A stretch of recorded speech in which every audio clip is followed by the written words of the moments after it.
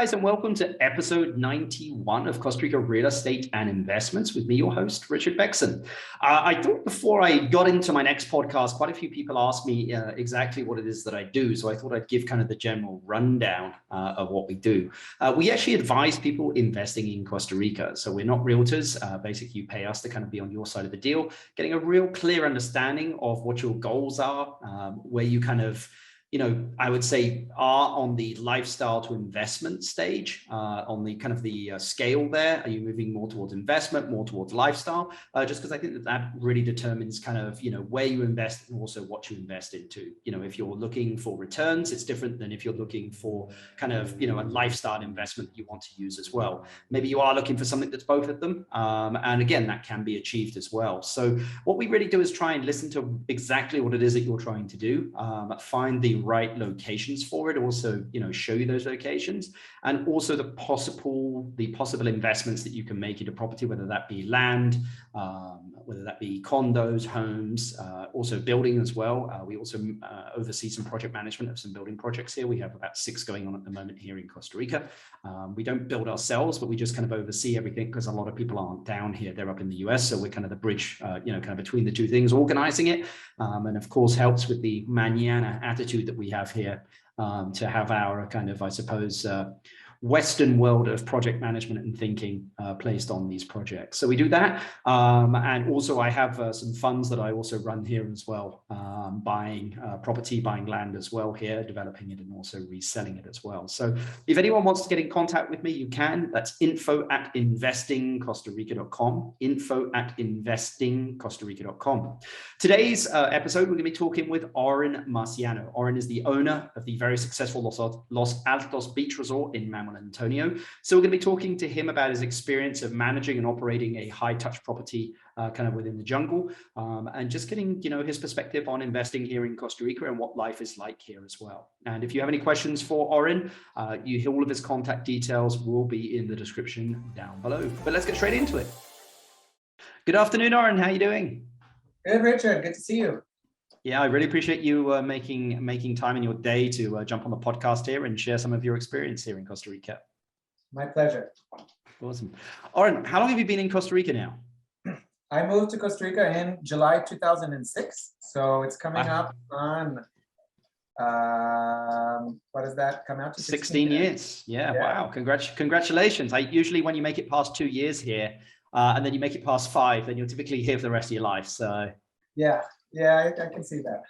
Exactly. Well, I mean, as you mentioned, you've been down in Costa Rica for 16 years. But I mean, what has really surprised you in the last 6 months, Oren? And what trends do you think are here to stay? I assume you're talking about in tourism, right? I think it could be in anything really, Oren. I mean, if there's any trends that you're seeing, I mean, tourism related or just in general, just for listeners to really get an idea of kind of, your perspective of what you're seeing. Sure.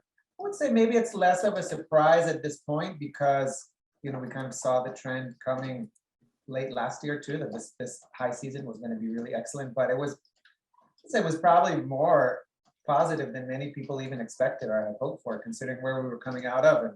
And even looking back to historical performance, prior to COVID, this high season for tourism for Costa Rica was excellent. I would say it was quite encouraging to see that, in spite of maybe a lack of overall government understanding of the tourism industry here, the industry itself came together. I think the ICT did what it could, as far as the government goes, to really keep Costa Rica on the top of mind of travelers around the world and position it well. And I think the whole industry really came together. That was excellent to see, and really kind of placed Costa Rica, it seems to me, as one of the top destinations worldwide after COVID, which I think is really for us has been excellent, to be able to benefit from that excellent position.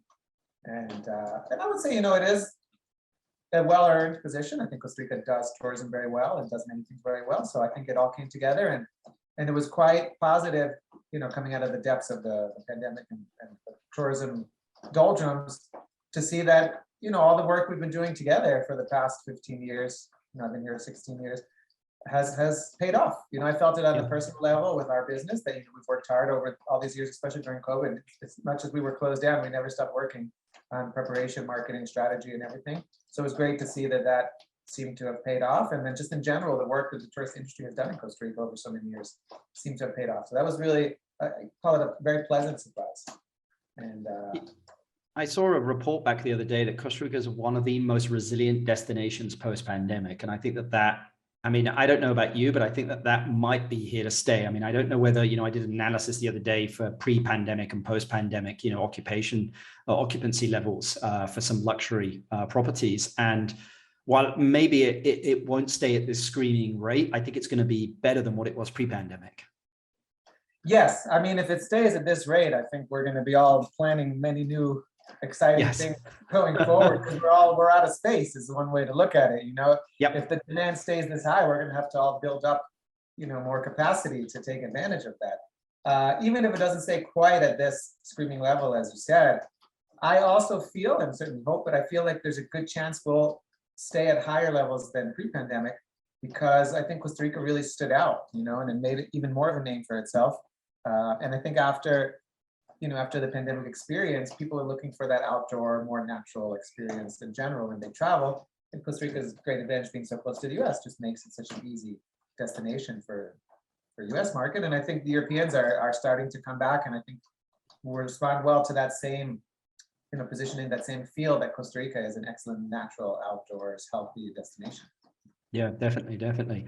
Well, I mean, Oren, what do you like about running a business here in Costa Rica? Because you could run a business anywhere. I mean, what do you like about Costa Rica? It's good to start with what you like, right? Yes, don't worry, we'll get to the challenges later. I would say the best part about running a business in Costa Rica is getting to live in Costa Rica. Let's put it that way. We'll talk about the challenges next. But Costa Rica is an excellent place to live. I think anyone, like you said, who's past that 2-year, then especially that 5-year mark, has kind of called it home. And while there are certain things that are frustrating living here, bureaucracy or just slow pace of movement in some areas, and things are a little bit more complicated, or it's harder to find things that you want, so you don't have Amazon Prime delivery or anything like that. The life in general in Costa Rica, to me, is just more, you feel like, I don't mind being cliche, let's put it that way, the pura vida, you really feel that just lifestyle here. And I think there's more of an appreciation for lifestyle, and just the general attitude in Costa Rica is very different. I grew up in New York City my entire life. New York City is a very dynamic and exciting, active place. You won't get bored in New York if you're looking for that. But it's stressful, it's crowded, it's expensive, it's noisy, and it's not so dirty. But there's a lot of things. And even if you live outside of a big city in the US, I feel like, especially now, unfortunately, the division in the society in the US has gotten so strong. But I don't know, living there, but looking at it from the outside, I've said, wow, I don't want to be a part of that. I don't want to be stuck in that craziness, and just, it's enough just looking at it from afar, in a sense, and while Costa Rica has its own very small version of that a little bit, I was pleased to see, after the recent presidential election here in Costa Rica, the losing candidate went to visit the winning candidate at his house and congratulate him and wish him the best of luck. And they had a relatively, for Costa Rican standards, a kind of a negative campaign, which isn't generally the way things are done out here. But unfortunately, it seems like that's a trend worldwide. In spite of that, the concession was very immediate, definitive, and positive, in the sense that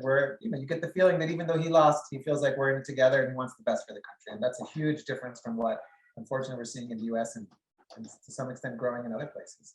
Definitely. So I think one of, just in general, Costa Rica is a great place to live if you value everything it has to offer. And if you have a functioning business here and it allows you to live here, I think that's an excellent benefit. What do you think are the challenges challenges you've experienced, but also challenges that people could foresee when doing business here in Costa Rica? I would divide it into different categories. I mean, there's certainly a steep learning curve, I feel. I would think that anyone who shows up here used to doing business in a business-friendly place like the US would be surprised at how unbusiness-friendly many of the processes are here, and how frustrating and how counterintuitive it may seem. And now you hear it so many times. People say, oh, if they just understood how to do things better, everything would work so well in Costa Rica, that if the government or the authorities in general, or just anybody, even private businesses that you have to interact with, everything is a little bit different out here, and the mindset is different out here. I think one of the hardest things for foreigners to adapt to is kind of the Costa Rican personality and understanding how to interact well with Costa Ricans in a business setting. Maybe in a personal setting, it's quite easy. Costa Ricans are so openly friendly that there it doesn't come off as difficult to interact and feel good about those interactions with locals. But in a business sense, if you're coming, New York is a good example. If you come from a high intensity business environment and you expect people to react well to pressure or to, in the worst case scenario, you see foreigners think, oh, I'll raise my voice to this person, and then they'll get scared, and that's going to help, That's the exact opposite of how you would have to do things here. And I think that for many foreigners, especially if they just move into a touristy area that's full of other foreigners and they kind of don't make the effort to really assimilate into the culture, that I would imagine that they would find that to be quite difficult. Looking back at my own experience, in my first 4 years, I studied at one of the universities in the capital and did a master's degree with, a Latin, everything was Latin. It was a local degree. And I spent those years purposely really even avoiding mixing too much with expats, with, Americans and Europeans, just as a way to get as assimilated as possible. And that was part of the adventure for me. That was part of the draw in coming down here and studying it. And living in the society here was just to live as locally as I could and get to know the local culture as well as I could. And I think that was a huge advantage for me by the time I started working in the family business about 4 years later, 4 years after moving here. Just having gone through all of that, one of the top things I would recommend anyone who wants to come to business here is learn Spanish. As hard as you think it might be, it's not that hard. But, as much as you learn Spanish, the better you're going to have, better time you're going to have, enjoyably and also business-wise. So I don't think many people take that advice. I know many business people that barely speak Spanish here. I think that's one of the biggest, faults. That would be one of my top pieces of advice. And in general, I would say that it's really important to recognize you're living somewhere else and adapt yourself instead of expecting other people to adapt to you. So that's one of the challenges. And then there's a lot of other challenges that are related to operational sort of things. As I mentioned earlier, I dream sometimes about how easy it would be to just go on Amazon and look for supplies for the hotel and say, let me order 100 of these, whatever I need, and have it delivered to me 2 days later. Here you have to start off with where in the world can I even buy what I'm looking for and try to ask around. It's almost a scavenger hunt to see what stores might sell what you're looking for. So once you find it, then you have to deal with the sticker price and realize how much more expensive it is. And then especially these days, one of the biggest challenges is the supply chain. So as affected the US as Costa Rica is only more affected, I imagine. So it's quite hard to get things. We were looking to buy a vehicle, a little shuttle for the hotel to drive our guests around. And we went to the dealer and he said, okay, I've got 2 in stock. And the next thing he wrote back is, I've got none left. So, we'll hopefully get it in 3 months. I know that's something that happens in the US, but I think that happened even before the pandemic here in Costa Rica. It was hard to get things. And then, of course, the other part, I would say that is, it's not terrible negative. It's just part of accepting the reality. And, in small tourist towns, the pool of potential talent is limited in a sense. And that's been one of the big challenges too. When you want to look for more specialized workers to join the company, it presents a relatively big challenge because Costa Rica is a small country to begin with. And then in the rural towns that much of tourism happens in, the local population is even smaller.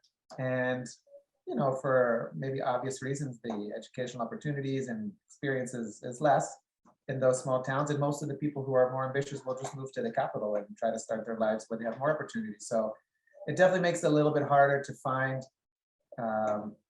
already trained workers, let's say, or people with higher levels of study or experience. But the flip side of that is that people in the rural areas especially are extremely nice and friendly. And I'd say that's really one of the biggest pluses that Costa Rica has as far as tourism is you don't need to teach people how to be nice and friendly to their guests. That comes naturally to them. So in the rural areas, people I would say are maybe even more nice and friendly than you might find in the city, just because that's the nature of those areas. I mean, in the city, they're pretty nice as well. They're just really nice out at the the more rural areas. So I mean, it's difficult sometimes, with Costa Ricans because it's kind of the good and the bad. I mean, they're very relaxed, but with that comes the passive aggressiveness that you mentioned there. I mean, if you shouted at a Costa Rican, they're just going to crumble away, but you'll pay for it later.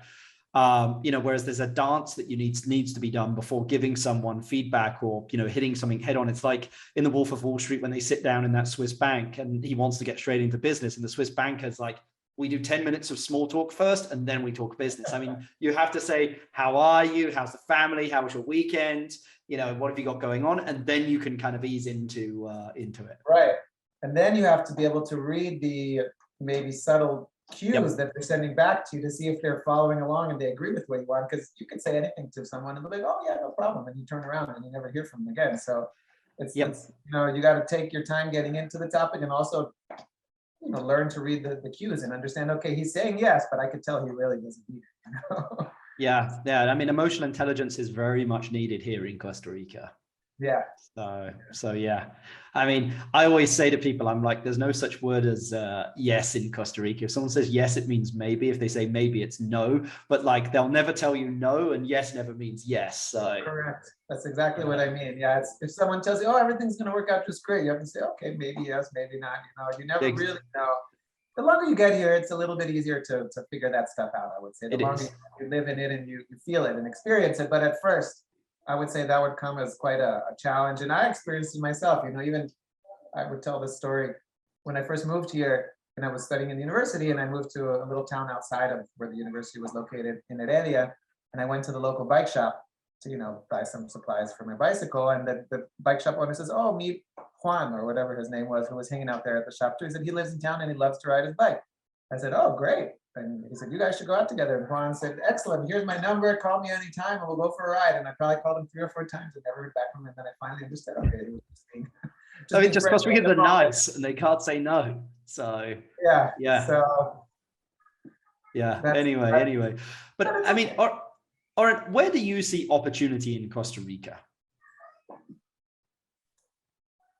In general, I mean, I think it amazes me that the demand for new destinations and tourism in Costa Rica seems almost unlimited, which is a positive thing overall. I think one of the things that makes Costa Rica an excellent destination for return visits is that there are so many places to visit. You're not going to go to the same resort every year. You're going to go, well, hopefully they'll always come to Los Altos, but but they're going to, you don't need to go to the same beach every year or the same destination. There's so many places to visit in Costa Rica. I think it's a huge incentive for people to come back again and again and explore other parts of the country. And it's something to me that you would think that eventually, that demand would kind of level off and that people would say, okay, there's enough out there. Now we know what we want to see, but it's continuously growing. So I think for people who are looking for their little slice, there seems to be still a good amount of areas that can be opened up or grown in terms of the offerings there, which I would say is an opportunity in a sense. It's it seems like the demand is not slowing down. So in general, our visitors probably will continue to increase,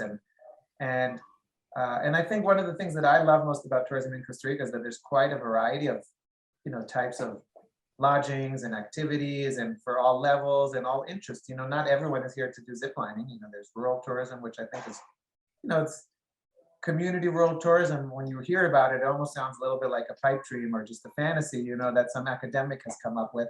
But in Costa Rica, it's real. Even in our area in Capos, there's some small towns a little bit off of the coast that you even see that now, that there's people starting to bring tourists out there, and the locals are ready and excited to receive them. And you can go eat a meal cooked on a wood fire stove, which is something delicious and unique and beautiful. You visit the person's house and they'll serve you a delicious meal right outside their under their garage or whatever, and that's a great experience. So I think there's that level of opportunity in the sense of there's always another place that can be offered to tourists to come and visit, which is great for someone looking to move down and try to do something themselves. And I think outside of tourism, Costa Rica is quite a well-prepared and a dynamic country as well. There's very highly skilled workforce. My wife works for Hewlett Packard, which is an international company, and she likes it. She enjoys it. It's a great experience for her working for that US-based company here in Costa Rica. And that kind of area seems to be growing in general too. So I think there's a lot of opportunity for people who are not only looking to do things in tourism, but Costa Rica is a great place to start other types of businesses, and just in general, I think there's a lot of potential here to be exploited in a sense. I agree. I mean, there is that famous Costa Rican saying or Spanish saying, "Hay plata en el calle." There is money in the street. You just need to figure out how to pick it up. Yeah, I think so. I mean, I think in spite of maybe, current political conflicts that you always hear about, and right now, like I said, this recent election wasn't overly conflicted, but certainly different points of views and different personalities, etc. But the overall environment in Costa Rica, I think, remains to be quite positive for business and secure for the most part. I can say we've had, unfortunately, a couple legal situations that we've had to go through the courts to solve. But the positive thing is that I've found the courts to be extremely, well, maybe slow, to be very functional and I think fair in their Yep.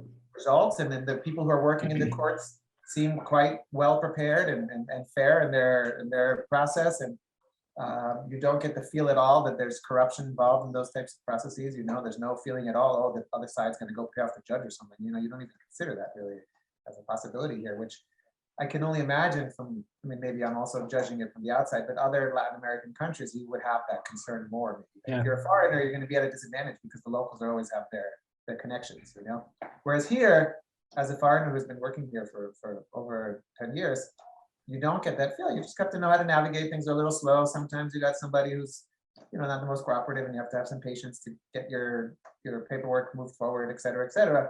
But you don't get the feeling that you're stuck, that you have to give bribes, or that, just in general, things are so dysfunctional that it's not going to work. It's just, you have to have some patience, but things in the end do work out, and generally the way you would expect. I agree. Yeah, I mean, it's like, and a friendly smile goes a long way in Costa Rica as well. So yeah. Once you adapt to that social, way of interacting socially, the Costa Rican way, and you start doing it yourself, it really does help, and people respond to that and are more likely to want to work with you and help you out.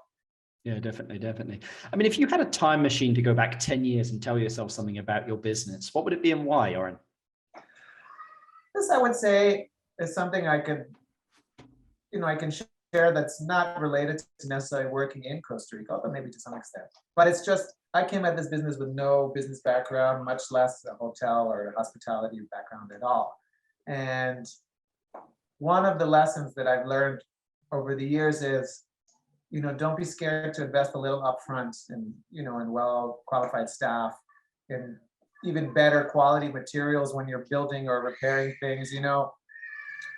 Be a little bit more forward focused and a little bit more, we can call it confident that, I spend a little upfront, but I'm going to reap the benefits later. So that was one of the things that I noticed early on. We were of course, we had some financial difficulties early on in the business too, but I had the mentality of being very much a penny pincher. I said, oh, if I can get this paint for half price or this fabric for half price, let me get it. And then I realized 2 weeks later, oh, this fabric is half price because it's already wrinkled. That's, it's the end. And, there was a few key hires that we made within the company. I said, wow, had I hired this person, 3 or 4 years ago, I would have had the benefit of this human resource in the company earlier. We would have actually made more money in the shorter run. While I was thinking, oh, I can't afford to pay this high salary to this higher qualified worker. If you do it right, that worker should pay for itself or more, his presence. I agree. So those are the kind of things that I didn't really know at first, but as I started seeing the results and understanding it more, I said, you know what, now the next time I looked at buying some products, I'm going to buy the right quality from the beginning, knowing that it's going to make my life easier going forward. Well, I mean, you guys have done a great job with Los Altos, and also, Jungle Vista down there. I mean, I stayed there last week. Thank you very much again for that again. And I mean, I'm always reminded when I go back there, I'm just like, wow. I mean, it's just such a great product that you guys have here. Thank you very much. Yeah, and that coming from you, that means a lot considering the experience you've had, and I appreciate hearing that. No, I mean, it's, I don't say it lightly. I really enjoyed staying there last week. And, it's a lot of hoteliers always ask for feedback, and sometimes, the improvements get made and sometimes they don't. And I remember months back, you asking for our feedback, we gave it back to you. And it's been nice to see that you kind of took that to heart, made those improvements. And yeah, I mean, I was amazed when I walked through the room in Jungle Vista, just how beautiful that room is, just being in the jungle, like at the top of the canopy. That's the idea. That's what we're looking to share with our visitors, and it's great to hear when it works out. And it's great to hear that your vision plays out. And I can say, here's another example, I think, of the positive structure of the tourism community here in Costa Rica. There's a lot of support internally, you know, and I would say in our town in Manuel Antonio, you don't, you know, sometimes I feel like, oh, there's not enough unity, but in general, you get the feel that everyone's kind of in it together in tourism, you know, Yep. and especially this past couple of years, you really felt that when people came together. But in the business in general, there's a lot of sharing of knowledge and advice. And like you said, you know, you guys have a lot to offer in terms of experience and what you've seen in other places. So it's great to know that the partners that you really build a relationship with are willing to help build you up as well. And Yes. the type of feedback that, you know, for example, when you guys visited us 6 months ago, is the type of feedback we're looking for. So it's great to know that there's kind of that, if we all work together, we're all going to win together, we'll all benefit together. I think that really is the truth here in Costa Rica on the big scale. And I think that's one of the reasons that Costa Rica has done so well. You know, I traveled 2-3 years ago with my wife on our honeymoon to Chile and Argentina, which are amazing destinations. I think what you can see there is incredible. And people give it their best, let's say. But I came back so sure that Costa Rica is so far ahead of the game than these other two countries that are, you know, traditionally maybe more famous and certainly bigger than Costa Rica. And I said, wow, in Costa Rica, we know what we're doing. You just get the feel even when we would check into a hotel, you know, and just in general, the feeling of being a tourist instead of someone working in tourism, thinking to myself, wow, if we were doing this in Costa Rica, we would do it this way, you know, and I can see that Costa Rica is really far along. And I think a lot of that is, I mean, I learned everything I know about tourism here in Costa Rica, mostly from Costa Ricans, right? So I think Costa Rica has just given itself that they call it that challenge, you know, and accepted that challenge and has done really well with it. And I didn't mention before, but the academic studies I did here were in conservation and wildlife and nature conservation. And actually the thesis that I did was, how does ecotourism affect local populations' attitudes towards wildlife and conservation? It's looking for a positive relation between ecotourism as economic activity and people's changing attitudes. And I found it to be quite the case, that really, in these two examples that I studied, ecotourism was a very positive factor in changing people's attitudes towards being more conservationists and valuing wildlife and nature even more. And I think it's just kind of a positive feedback loop in that sense, you know, that the more people see the economic benefits and the social benefits as well, and the more they want to support it and the more they act themselves in a way that's better for the environment and better for the tourists who come looking for a healthy environment. So I think that overall has really been something extremely positive that I've picked up on and continue to benefit from myself. Yeah, no, definitely. I mean, I think a lot of the people that are in tourism never studied tourism. Like, it was never the intention. Like, we just kind of fell into it, if that made sense. I mean, it's a great industry because I always say to people, we get to see people at their best. And I mean that from the point of view of typically when people like are on vacation, they're relaxed, they're not worried about much. Like, we get to see the best of them, you know, like their real selves, not their stressed work or at home running around. Like, it's chilled out, they're having fun, they're with their family or with their partner or on their own. It's just, we get to see the real them. Yeah, definitely. I think that's, you know, one of the fun parts that I found, although through the nature of my specific work in the hotel as a general manager, I don't interact on a daily basis with our guests, but it's definitely one of the things I found to be most enjoyable, those kind of random interactions I would have with guests and just hearing their experience. Actually, the other day, I was walking into the restaurant. It might have even been the night that we met in Manuel Antonio a couple weeks ago. And I was walking into the restaurant and some guests were walking out. They didn't know who I was. I wasn't wearing a uniform or anything. And they said, oh, we just want to recommend, you know, the shrimp, the garlic shrimp and the chicken with rice or whatever dishes they had. I said, oh, great to hear. You know, and I was chatting with them a little bit. And eventually, I don't know if I said it or they asked, and I said, oh, I'm actually the manager. And then we were joking around a little bit about it. They said, oh, everything sucked, you know. But you know, that was it's a great feeling to have, to see your guests satisfied, right? And for them to share that with you. And it is nice to see people in such a positive, happy place when they're out here, for sure. Yeah, definitely. Well, Oren, my last question for you, as I've taken up enough of your time here, but if you inherited $500,000 and had to invest it into a business or real estate in Costa Rica, what would you invest it in? I would invest it in Los Altos. That's a good thing. Would it buy you anything at Los Altos? Well, we're actively building out some more rooms to offer. You know, we want to build out some new types of rooms and expand. As I said, the demand. I mean, we're counting on a positive future, and the demand has been so high that we felt this year, wow, had we more rooms to rent, we would have been able to rent them and people would have enjoyed them. And so we're actively working on that. And I think, if I look at it from a business perspective, I don't see where I can get a better return on my own money than investing it myself. So. That's a great response. That's a great response. Well, Oren, I really, really appreciate your time. Anybody that wants to know more about Los Altos or Jungle Vista, I'm going to put all of the websites and the content basically in the description down below. But Oren, really appreciate you taking the time to talk to us. It was a lot of fun. Thanks for inviting me. Thanks. Richard. See you later. Okay. Bye. A very, very informative podcast there with Oren. As I think you can see there, he has a lot of experience about running businesses and also the challenges. I mean, if you haven't had challenges in business, then I don't think you've really been in it. I mean, it's not a straight line sometimes, as they say, success is not a straight line. And sometimes when it feels like it's getting tough, you're getting towards the peak there. So, but he has a lot of experience in running one of Costa Rica's most successful, I would say, property management companies that's also run like a hotel as well, which is very unique as in its own right. Because usually you have property management companies on one side and also hotels on the other, but these guys have kind of blended the two there. Remember, guys, if you want to reach out to us for anything at all, you can do info@investingcostarica.com. That's info@investingcostarica.com. Until the next episode, guys, we will see you soon. Bye.